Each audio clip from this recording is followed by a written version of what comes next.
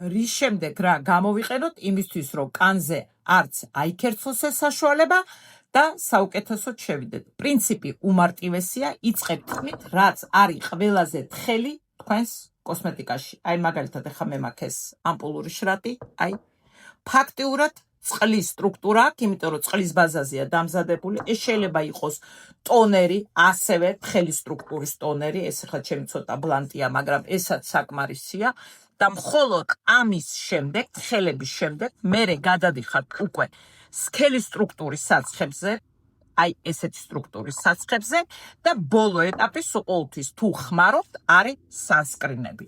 ზაფხული აქვს ცხელად, არ გინდათ კანის გადატვირთვა, სულ შეგიძლიათ გამოიყენოთ მხოლოდ დაუშვათ აი ესეთი წყლის ბაზაზე შრატები, თუ ესაც არ გინდათ, პირდაპირ დაბანილ სახეზე შეგიძლიათ გამოიყენოთ სანსკრინები. ყველა სანსკრინს მოყვება დამატენიანებელი ფაქტორი. ამიტომაც თქვენთვის თუ ეს კომფორტულია, რა თქმა უნდა, პირდაპირ დაბანილზე შეგიძლიათ გამოიყენოთ ეს საშუალებები.